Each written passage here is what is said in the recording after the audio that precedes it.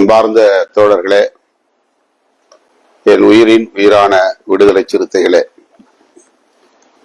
அனைவருக்கும் வணக்கம். ஜூன் 24ஆம் தேதி விருதுகள் வழங்கும் விழா வெற்றிகரமாக நடந்தேறியது. வழக்கம் போல இயக்கத்தின் முன்னணி தோழர்கள் பரவலாக வருகை தந்து அந்த நிகழ்வை வெற்றிகரமாக நடந்தேறுவதற்கு ஒத்துழைப்பு நல்கிய உங்கள் அனைவருக்கும் என்னுடைய நெஞ்சார்ந்த நன்றியை உரித்தாக்குகிறேன். அடுத்தடுத்து மாநாடுகள், பேரணிகள், விருது வழங்கும் விழா என இடையறாமல் நாம் பல்வேறு நிகழ்வுகளை இந்த 2025ஆம் ஆண்டில் தொடர்ச்சியாக முன்னெடுத்திருக்கிறோம். ஒவ்வொன்றும் மிக சிறப்பாக நடந்தேறியுள்ளது, வெற்றிகரமாக நடந்தேறியுள்ளது. பேசுவிடு பொருளாக ஒவ்வொரு நிகழ்வின் கருப்பொருளும் மாறியிருக்கிறது. இன்றைக்கும் தமிழக அரசியல் அரங்கில் விடுதலை சிறுத்தைகளின் அரசியல் ஆதரவாகவோ எதிராகவோ தொடர்ந்து பேசப்பட்டு வருகிறது என்பதை நாம் அறிவோம்.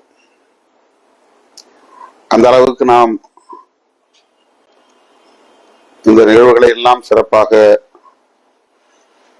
ஒருங்கிணைத்திருக்கிறோம் என்பதை எண்ணி பெருமைப்படுகிறேன், மகிழ்ச்சி அடைகிறேன். அதற்காக உங்கள் அனைவருக்கும் மீண்டும் ஒரு முறை என்னுடைய நெஞ்சார்ந்த நன்றியை உரித்தாக்குகிறேன். இன்றைய முகநூல் நேரலையில் சில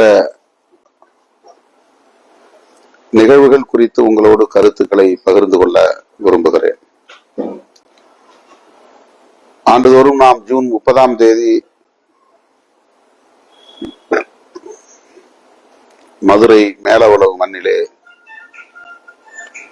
திரள்கிறோம். சடங்கு சம்பிரதாயம் என்கிற முறையிலே அல்லாமல் உளப்பூர்வமாக, உணர்வு பூர்வமாக சாதி ஆதிக்க வெறிக்கு பலியான நம்முடைய தோழர்களை நெஞ்சிலே சுமந்து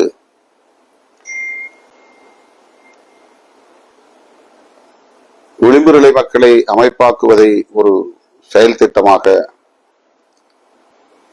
வகுத்து உறுதியேற்று அதை நடைமுறைப்படுத்துவதில் நாம் முனைப்பு காட்டி வருகிறோம்.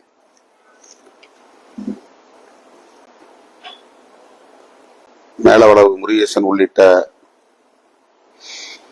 படுகொலை ஆன தோழர்கள் 7 பேருக்கும்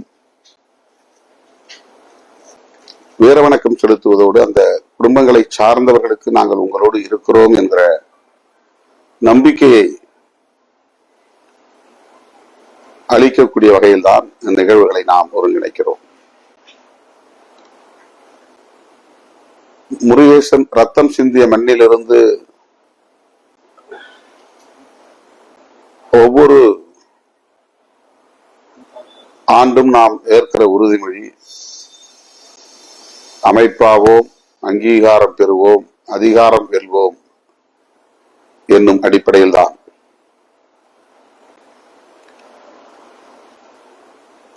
ஒரு அரசியல் சக்தியாக நாம் அணிதிரளாத வரையில் நம் மீதான ஒடுக்குமுறைகளும் சுரண்டல்களும் தொடரவே செய்யும். தமிழகத்தில் எவ்வளவோ பேர் தியாகம் செய்திருக்கிறார்கள், சாதிய வன்கொடுமைக்கு பலியாகி இருக்கிறார்கள். அதே மேலவளவுக்கு அருகிலே சென்னகரம்பட்டி அம்மாசி வேலு படுகொலை செய்யப்பட்டார்கள். திருவாதூர் அருகே உலகப்பிச்சன்பட்டியை சார்ந்த வணங்காமுடி சந்திரன் சாதி வெறியர்களால் அடித்து கொலை செய்யப்பட்டார். அதே போல வஞ்சிநகரம் கந்தன், அந்த மேலூர் வட்டாரத்தை சுற்றியுள்ள பல கிராமங்களில் ரத்தப்பட்டி மலைச்சாமி, இப்படி சொல்லிக்கொண்டே போகலாம். முடக்காத்தான் பாண்டியனுக்கு ஜூன் 18ஆம் தேதி நாம் வீர வணக்கம் செலுத்தினோம். விபத்திலே சிக்கி பலியான பூதகுடி, பெருமாள்பட்டி, அந்த கிராமங்களை சார்ந்த வடுகப்பட்டி உள்ளிட்ட அந்த கிராமங்களை சார்ந்த தோழர்களையும் நாம் இந்த ஜூன் 30 நினைவு கூர்ந்து அவர்களுக்கெல்லாம் வீர வணக்கம் செலுத்தி நம்முடைய அடுத்த கட்ட செயல் திட்டங்கள் குறித்து சிந்திக்கவும் வரையறுக்கவும் மிகுந்த வீரியத்தோடு மேலும் களப்பணி ஆற்றவும் இந்த விடுதலை களம் நிகழ்வு நமக்கு உந்துதலை தருகிறது. ஆகவே இந்த நிகழ்வு வெறும் சடங்கு சம்பிரதாயம் அல்ல, உணர்வு பூர்வமான ஒரு நிகழ்வு, அடுத்த பாய்ச்சலுக்கு அணியமாகிற நிகழ்வு, அடுத்த தலைமுறைக்கு புது தெம்பூட்டுகிற நிகழ்வு. இதனை தோழர்கள் நன்கு அறிவீர்கள். மேலவளவு முருகேசன் செய்த ஈகம் என்பது இதுவரையில் தமிழகத்தில் விளிம்பு நிலை சமூகத்தை சார்ந்தவர்கள் எவ்வளவோ பேர் பலியாகி இருந்தாலும், ஈகம் செய்திருந்தாலும், முருகேசனுடைய ஈகம் என்பது ஒப்பீடு செய்ய முடியாத ஒன்று. வெளிப்படையான அச்சுறுத்தல்,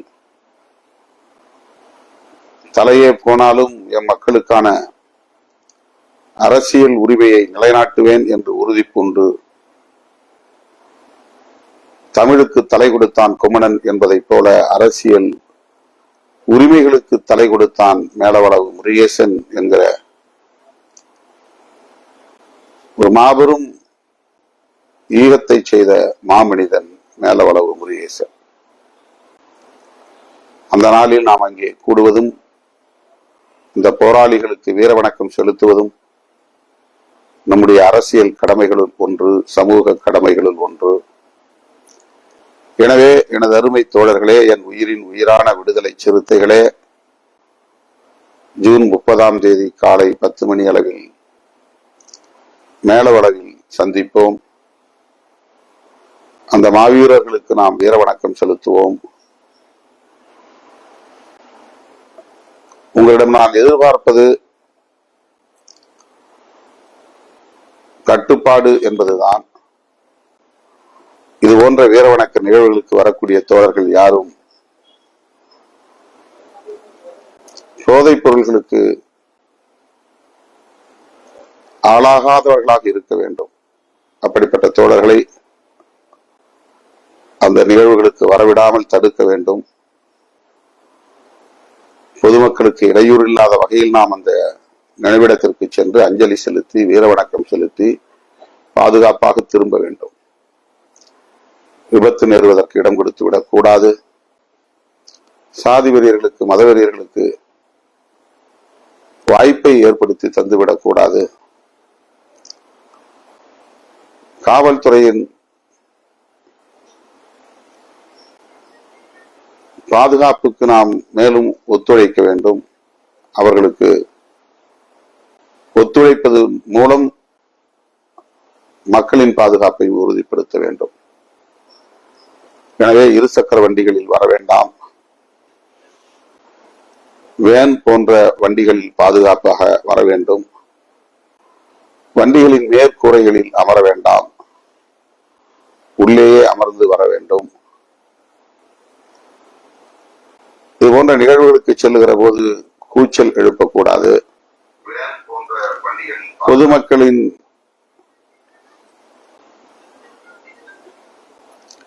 அமைதியை சீர்குலைக்கக்கூடிய வகையில், அவர்களின் கவனத்தை சிதற வைக்கக்கூடிய வகையில் நம்முடைய நடவடிக்கைகள் அமையக்கூடாது. எனவே தோழர்கள், இதிலே மிகவும் கவனம் செலுத்த வேண்டும். எத்தனை ஆயிரம் பேர் திரளுகிறோம் என்பதை விட எவ்வளவு கட்டுப்பாடாக இருக்கிறோம் என்பது மிக முக்கியமானது. எந்த அளவுக்கு கட்டுப்பாட்டை நாம் கடைபிடிக்கிறோமோ அந்த அளவுக்கு நாம் நிதானமாக பயணிக்க முடியும், நீண்ட தூரம் பயணிக்க முடியும், பாதுகாப்பாக பயணிக்க முடியும். நம்முடைய அரசியலையும் வெகுவாக மக்களிடத்தில் கொண்டு போய் சேர்க்க முடியும். இந்த நிகழ்வில் தமிழகம் தழுவிய அளவில் நமது கட்சியை சார்ந்த தொண்டர் அணியை சார்ந்த தோழர்கள், தன்னார்வ தொண்டர்கள், volunteers, black and black uniform, கருப்பு கருப்பு சீருடை அணிந்து வருவார்கள். அவர்கள் ஒழுங்குபடுத்துவார்கள். ஆங்காங்கே காவல்துறையினரோடு முக்கியமான இடங்களில் நின்று ஒழுங்குபடுத்துவார்கள். அதற்கு தோழர்கள் ஒத்துழைப்பு நல்க வேண்டும். பொதுமக்களுக்கு எரிச்சலூட்டக்கூடிய வகையில் எந்த முழக்கங்களையும் எழுப்பக்கூடாது. வீரவணக்க முழக்கத்தை தவிர வேற எந்த முழக்கமும் எழுப்பக்கூடாது. அதுவும் நினைவிடத்திலே மட்டும் எழுப்ப வேண்டும், பயணங்களில் எழுப்பக்கூடாது. எவ்வளவு ஆர்வம் இருந்தாலும் கூட அந்த ஆர்வத்தை முறைப்படுத்துவதுதான் அரசியல். எவ்வளவு வேகம் இருந்தாலும் கூட வேகத்தில் நிதானம் காட்டுவதுதான் நீண்ட பயணத்திற்கு ஏதுவாக அமையும்.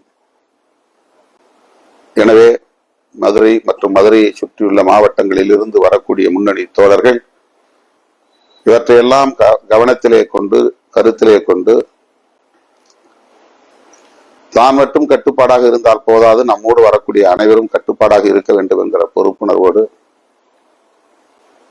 நம்மோடு வருகிறவர்கள் மட்டுமல்ல, அந்த நிகழ்வில் பங்கேற்கிற யாராக இருந்தாலும் அவர்கள் கட்டுப்பாடாக இருக்க வேண்டும். அதை உறுதிப்படுத்த வேண்டிய பொறுப்பு நம் ஒவ்வொருவருக்கும் இருக்கிறது என்கிற அந்த புரிதலோடு நீங்கள் அந்த களத்திலே ஒருங்கிணைய வேண்டும். சரியாக 11 மணி அளவில் நாம் அங்கே கூடி 12 அல்லது 12:30 மணி அளவில் நாம் கலைய இருக்கிறோம். இயக்கத் தோழர்கள் ஜூன் 30 அன்று மேலவளவுக்கு தவறாமல் வருகை தந்து போராளி முருகேசன் உள்ளிட்ட அந்த மாவீரர்களுக்கு வீரவணக்கம் செலுத்த வேண்டும் என்று நான் வேண்டுகோள் விடுக்கிறேன். மதுரை கனியமுதன் இந்த தன்னார்வ தொண்டர்களை முறைப்படுத்துகிற பொறுப்பை ஏற்றிருக்கிறார். அவருக்கு உரிய ஒத்துழைப்பை நல்க வேண்டும் என்று நான் மீண்டும் ஒரு முறை கேட்டுக்கொள்கிறேன். கொரகடம் குமணன் முன்னாள் மாவட்ட செயலாளர், நமது கட்சியின் திருவள்ளூர் மாவட்ட செயலாளர், நேற்று திடுமென காலமாகிவிட்டார். அவருடைய நல்லடக்க நிகழ்வு 12 மணிக்கு நடைபெற உள்ளது. நேற்று நான் அரியலூரில் இருந்த காரணத்தினால் அவருடைய இறப்பு செய்தியை கேட்டும் உடனே அங்கு செல்ல இயலவில்லை. இப்போது இந்த முகநூல் நேரலைக்கு பின்னர் அவருடைய கிராமத்திற்கு செல்ல இருக்கிறேன். அவருடைய திருவுடலுக்கு மலர்வளையம் வைத்து வீரவணக்கம் செலுத்த இருக்கிறேன்.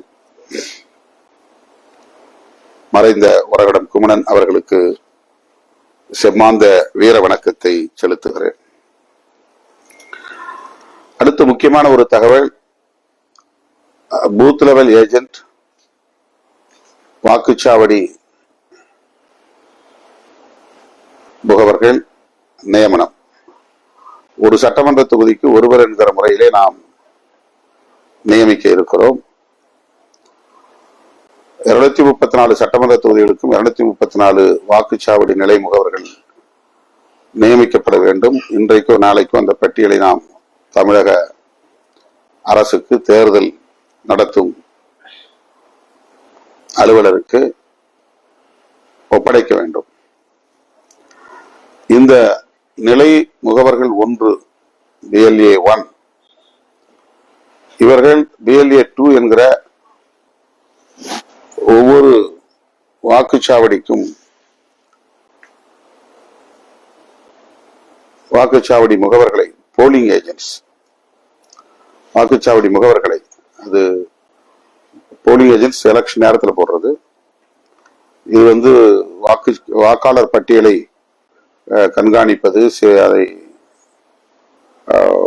பொதுமக்களோடு ஆய்வு செய்து சேர்த்தல், நீக்குதல் போன்ற சரிபார்த்தல் பணிகளை மேற்கொள்வது. BLA 1 பெரும்பாலும் மாவட்ட செயலாளர்களாகத்தான் இருக்கும். இருக்கிற 144 பேரும் BLA 1 நியமிக்கப்படுவார்கள். சில பேர் சட்டமன்ற தொகுதி வாரியாக நியமிக்கப்பட்டிருக்கிறார்கள். அதில் ஒரு தொகுதிக்கு ஒருவர் என்கிற முறையிலே அறிவிக்கப்பட்டால் எஞ்சுகிற தொகுதிகளுக்கு வேற ஆட்கள் சட்டமன்ற தொகுதி செயலாளர்களாக இருப்பவர்கள் அல்லது மாவட்ட செயலாளராக அறிவிக்கப்பட உள்ளவர்கள் இந்த பட்டியல் வழங்கப்படும். அவர்கள் BLA 2 உடனடியாக நியமிக்க வேண்டிய தேவை இருக்கிறது. அதற்கும் கால அவகாசம் கொடுத்திருக்கிறார்கள். ஜூலை 7ஆம் தேதிக்குள்ளாக அந்த நிலை முகவர்கள் 2 பட்டியல் வழங்கப்பட வேண்டும். ஆகவே அது குறித்த பயிற்சி வகுப்பு 4 மண்டலங்களாக பிரிக்கப்பட்டு தேர்தல் பணிக்குழு செயலாளர் குணவழகன், தலைமை நிலைய பொறுப்பாளர் பாலசிங்கம் மற்றும் அந்த பணிகளை மேற்கொள்ளுகிற குழுவினர் இந்த பயிற்சி வகுப்புகளை மண்டல வாரியாக மேற்கொள்ள இருக்கிறார்கள். அது குறித்த அறிவிப்பு பின்னர் வெளியாகும். அதற்கு நீங்கள் முழுமையான ஒத்துழைப்பை நல்க வேண்டும் என்று நான் கேட்டுக்கொள்கிறேன். நாளை பெரம்பலூரிலே ராஜீவ் கணேஷ் பள்ளி வளாகத்தில் பயிற்சி வகுப்பு, அதாவது வேலைவாய்ப்புக்கான பயிற்சி முகாம், வேலைவாய்ப்பு முகாம் தனியார் நிறுவனங்களுக்கு வேலை தேடுவதற்கான வாய்ப்பை ஏற்படுத்தி தருகிற அரசு ஒருங்கிணைக்கிற வேலைவாய்ப்பு முகாம் நடைபெறுகிறது. தமிழகத்தின் பல பகுதிகளிலிருந்தும் அதிலே அனைவரும் பங்கேற்கலாம். அந்த மாவட்டத்தை சார்ந்தவர்கள் மட்டுமல்ல, 10ஆம் வகுப்பு 12ஆம் வகுப்பு தேர்ச்சி பெற்றவர்கள், பட்ட வகுப்புகளை முடித்தவர்கள், தனியார் நிறுவனங்களில் வேலை செய்ய விரும்பக்கூடியவர்கள் நாளை நடைபெற இருக்கிற வேலைவாய்ப்பு முகாமிலே பங்கேற்று பயன்பெற வேண்டும் என்றும் இந்த நேரத்தில் கேட்டுக்கொள்கிறேன். நேரம் கடந்து விட்டது. வரகடம் குமணன் அடக்கம் செய்கிற நேரமும் நெருங்கிவிட்டது. நான் விரைந்து அந்த பகுதிக்கு செல்ல வேண்டும் என்கிற நெருக்கடியில் நின்று கொண்டிருக்கிறேன். ஜூன் 30ஆம் தேதி மேலவளவில் சந்திப்போம். கட்டுப்பாடாக அந்த நிகழ்வு நடந்தேறுவதற்கு உங்களுடைய முழுமையான ஒத்துழைப்பு தேவை என்பதை சொல்லி முடிக்கிறேன். நன்றி, வணக்கம்.